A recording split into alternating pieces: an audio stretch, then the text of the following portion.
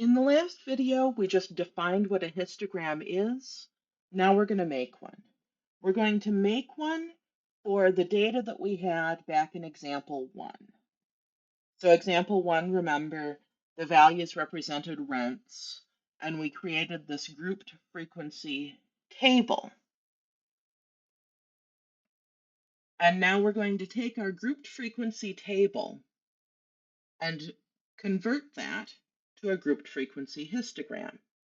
The first thing we're going to need to do is add labels to our horizontal axis.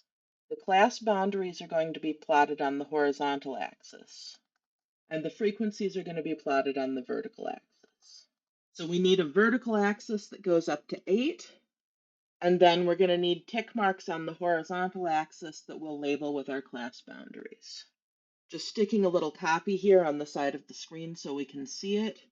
We see our vertical axis, we've already been given labels with our frequencies, and it goes up to 10, which is high enough. Our horizontal axis, and now we want to label these tick marks with our class boundaries. And there are a couple of ways you can make this fit. For this example, I'm just going to write them really small. So 349.5, 716.5, 1083.5,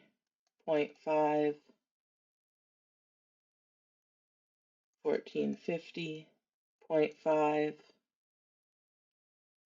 1817.5, 2184.5, and 2551.5.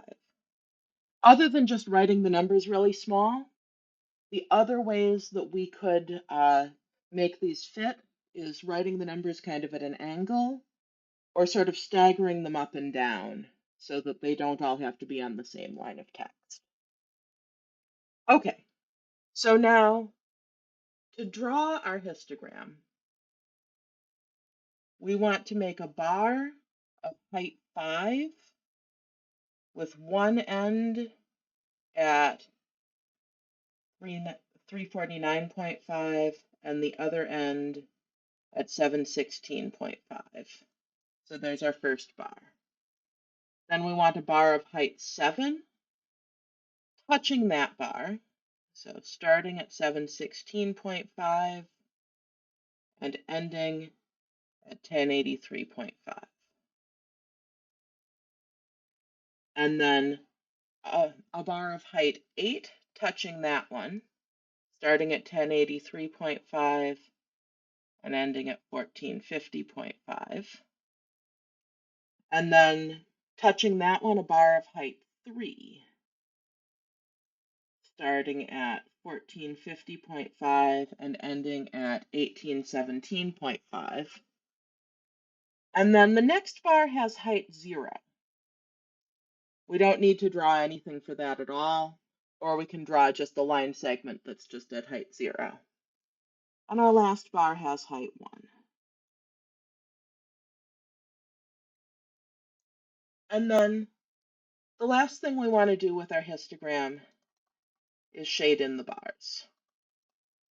So the histogram's bars should be shaded in. And there's our frequency histogram for this data table. And when we talk about the shape of the histogram, we're thinking, I can imagine taking this histogram and cutting it out with a pair of scissors, and I would have a shape made of paper. What does that shape look like? So what do we see about the shape of this histogram? Right, we can see that there's a peak here. And so rents between 1083.5 and 1450.5 are the most common. But there's something that's much more prominent in this picture, something that probably jumps out at you. We see that there's a big gap between 1817.5 0.5 and 2184.5. This seems to suggest, along with the fact that there's only one in this last box, that there's just one student that's paying a lot more for rent than everyone else in the sample. It's possible that this value is what's called an outlier. Now, an outlier is a special value.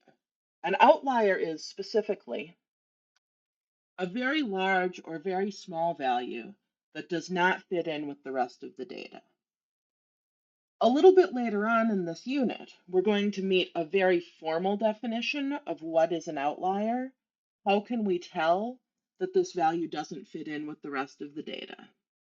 But for now, so a picture like this, a histogram where we have a gap and then frequency 1 in our last class, tends to suggest an outlier.